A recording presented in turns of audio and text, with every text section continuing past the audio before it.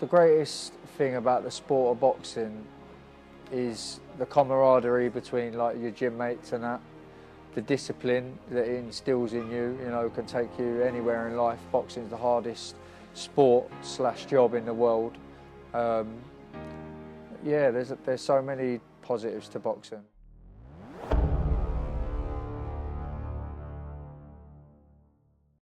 Well, everyone's got the same sort of life, ain't they? Life's got quite up and down, like working class background, like where I'm from.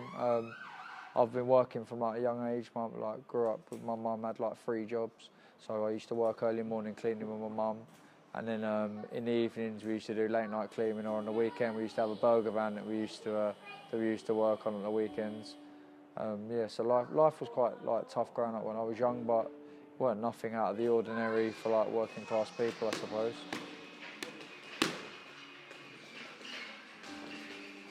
I used to do a little bit of training up at Rose Hill ABC when I was a kid, probably 10, 11, 12. And then we moved to Nottingham when I was about 15. And the guy who we rented a house, and the guy we rented the house off of had a gym in Nottingham. And I went to the gym, and it was full of people, like Carl Froch was there, Javid Khalik, who was a world champion, Fidel Castro Smith, who used to be Commonwealth champion. There was like top amateurs, Ricardo Sams, James Easy, Tyann Booth, who's a fighter now, Mickey Monaghan. Like the gym was absolutely packed full of people, like full of pros. So that was how I first got into it. And once I started, that's all I've ever done since.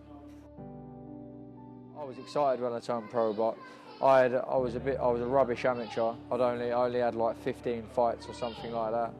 So no one was really bothered about me turning pro except for me myself. Like I trained at a little gym in Tooting with James Cook and a big African guy called Franklin Agobi, who was a good fighter.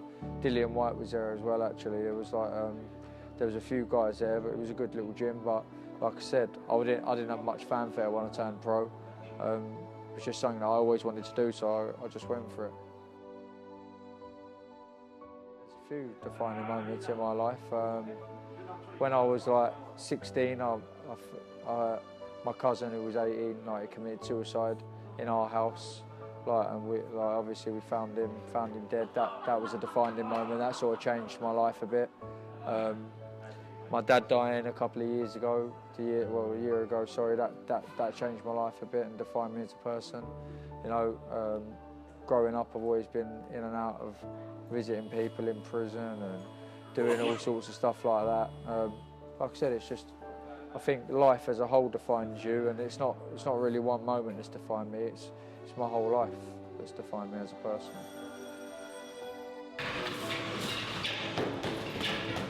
When I was young, my idol was my mum. She still is to this day. Do you know what I mean? She, like I said, she worked 3 jobs when I was young. She did whatever she could to make our life better for us, and that was all I was bothered about. Really, I didn't really care about like any sports people or anything like that. I just wanted to grow up and be like my mum and be a positive example to people that I'm involved in. When I look at my opponent, what goes through my mind is it's not personal to me. It's just business. It's just I'm going out there to do a job. It doesn't even matter. Like even if it's a grudge match, like I've had grudge matches with Tony Owen, Michael Devine, Tyler Goodjohn. My next fight with Ricky Boylan, that's a grudge match. But like I said, what goes on at the press conference and what goes in my mind are 2 different things. I might be giving people stick and winding people up, but I don't really care about anything as a person. It's not personal. Like I said, it's all just the best way I can do my job, and if by winding them people up and putting them out of their zone is how I do it, then that's just how I have to do it.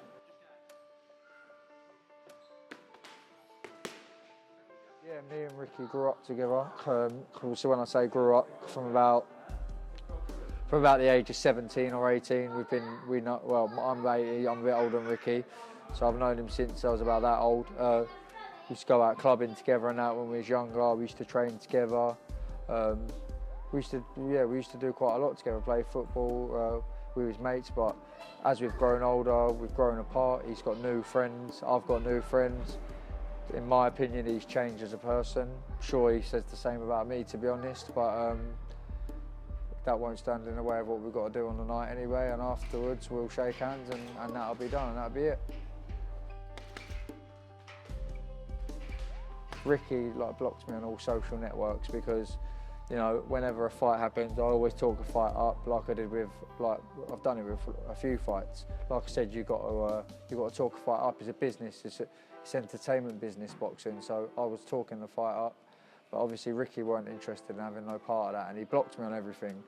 And then I put a photo up the next day, and his sister was on there, giving me a bit of stick and a bit of abuse, and she got a bit personal or whatever. So yeah, that was all it was. I wasn't digging his sister out or digging him out. It was just a tongue-in-cheek sort of joke. So that's all it was, really. Ricky's like a pressure fighter. He comes forward, he throws a lot of body punches, goes to the body, comes up to the head. He's all about pressure and making you work, making you uncomfortable as best he can. That's not going to change on the night. Ricky's not going to over the night morph into a boxer, because that's not what he's about. Ricky's a fighter. Like I said, he bases his style on being fit, being strong and wearing his opponent down. So yeah, obviously I know that, so I'm just going to prepare as best I can for the night. The greatest thing about the sport of boxing is the camaraderie between your gym mates and that. The discipline that it instills in you, can take you anywhere in life. Boxing's the hardest sport / job in the world. Yeah, there's so many positives to boxing, but yeah, I'd say the camaraderie and the discipline that it instills in you.